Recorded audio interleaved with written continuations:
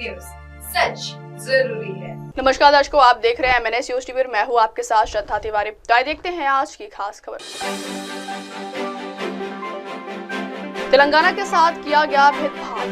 गणतंत्र दिवस पर बोले खड़गे, अल्पसंख्यकों को बना जा रहा निशाना। महाकुंभ में बोले RSS के अखिल भारतीय प्रचार प्रमुख आंबेडकर। तो आइए देखते हैं खबरें विस्तार से। तेलंगाना के साथ किया गया भेदभाव। तेलंगाना के मुख्यमंत्री रेवंत रेड्डी ने शनिवार को केंद्र द्वारा कथित तौर पर पद्म पुरस्कारों के लिए राज्य सरकार की तरफ से दिए गए नामों पर विचार नहीं करने पर असंतोष व्यक्त किया है। ऐसा माना जा रहा है कि वे PM मोदी को पत्र लिखने पर विचार कर रहे हैं। सूत्रों के मुताबिक मंत्रियों और अधिकारियों के साथ हुई बैठक में मुख्यमंत्री ने कहा कि यह भेदभाव तेलंगाना के लोगों का अपमान है। तेलंगाना की राज्य सरकार ने कई नामों को केंद्र के पास भेजा था जिनको पद्म पुरस्कार देने की गुजारिश की थी। इनमें लोक गायक और गीतकार गद्दार, शिक्षाविद चुक्कारामैया, कवि इंडस्ट्री, कवि और गायिका गौराती वेकन्न और कवि और इतिहासकार जयधीर तिरुमाला के नामों की सिफारिश की थी। मुख्यमंत्री ने कहा कि लेकिन केंद्र की तरफ से उन पर विचार नहीं करना तेलंगाना के 4 करोड़ लोगों का अपमान है। सूत्रों की माने तो 5 पुरस्कारों की घोषणा नहीं होने पर रेड्डी ने असंतोष व्यक्त किया, जबकि उसने सम्मान के लिए 139 लोगों का चयन किया था। पद्म विभूषण भारत रत्न के बाद से भारत सरकार द्वारा दिए जाने वाला दूसरा सबसे बड़ा सम्मान माना जाता है। अगली खबर। गणतंत्र दिवस पर बोले खड़गे, अल्पसंख्यकों को बनाया जा रहा निशान। कांग्रेस अध्यक्ष मल्लिकार्जुन खड़गे ने 76वें गणतंत्र दिवस पर के मौके पर राष्ट्र के नाम संदेश दिया। उन्होंने लिखा कि भारतीय राष्ट्रीय कांग्रेस की ओर से मैं आप सभी को गणतंत्र दिवस की हार्दिक शुभकामनाएं देता हूं। आज भारतीय गणतंत्र की आत्मा और इसकी अंतरात्मा के रक्षक भारत के संविधान को अपनाने के 75 साल पूरे हो गए।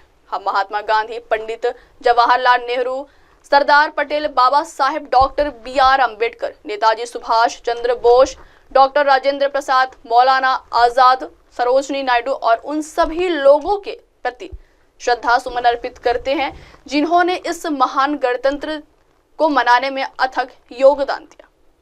हम संविधान सभा के प्रत्येक सदस्य के प्रति श्रद्धा से नतमस्तक हैं। उन्होंने अपनी बुद्धिमत्ता और दूरदर्शिता से एक ऐसा दस्तावेज बनाया जो विविधता से परिपूर्ण इस देश के सभी लोगों की आकांक्षाओं का प्रतिनिधित्व करता है। हम अपने सैन्य बलों, अर्धसैनिक बलों और सुरक्षा प्रतिष्ठान के प्रत्येक सैनिक को सलाम करते हैं जिन्होंने इस राष्ट्र की अखंडता और संप्रभुता को बनाए रखने में अनुकरणीय बलिदान दिया।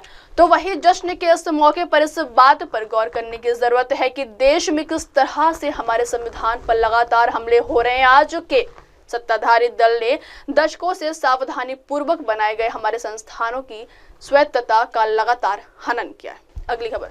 महाकुंभ में बोले RSS के अखिल भारतीय प्रचार प्रमुख सुनील आंबेडकर। राष्ट्रीय स्वयंसेवक संघ के अखिल भारतीय प्रचार प्रमुख सुनील आंबेडकर ने कहा कि लोग मुझसे पूछते हैं कि हिंदुत्व क्या है। मैं उन्हें बताता हूं कि हिंदुत्व में तत्व एकत्व है, एकत्व की अनुभूति ही हिंदुत्व है। शनिवार को महाकुंभ 2025 के अंतर्गत प्रभु प्रेमी संघ कुंभ शिविर प्रयागराज में जुनापीठीदेश्वर आचार्य महामंडलेश्वर स्वामी अवधेशानंद गिरी महाराज पूज्य प्रभु श्री जी के सानिध्य में सनातन वैदिक हिंदू संस्कृति में समाहित है। समष्टि कल्याण के सूत्र विषयक कार्यशाला का आयोजन किया गया। इसी अवसर पर सुनील आंबेडकर ने ये बातें कही। सुनील आंबेडकर ने कहा कि हजारों साल पूर्व उत्पन्न हमारे गुरुओं की साधना योग थी, एक ऐसी पद्धति है जो आज आधुनिक समय में विकसित देशों को इसकी बहुत आवश्यकता पड़ती है। यह एक ऐसा शुद्ध भाव है जिसमें हम किसी को पराया नहीं मानते। उन्होंने कहा कि हम केवल अपने परिवार का भला नहीं चाहते, पूरे राष्ट्र और समस्त विश्व का भला चाहते हैं। ऐसा व्यक्तित्व और ऐसी संस्कृति होती है, उसमें ऐसे ज्ञान की उत्पत्ति होती है, वही उसी शक्ति का उपयोग विश्व कल्याण के लिए हो सकता है। अब वक्त हो चला दर्शकों ब्रेक का। ब्रेक से लौटने के बाद देखिएगा देश और दुनिया की तमाम बड़ी खबरें। बने रहिए MNS न्यूज टीवी पर। नमस्कार। हाय, मैं हूँ तापसी पन्नू और आप देख रहे हैं MNS न्यूज। आप देख रहे हैं MNS न्यूज, सच जरूरी।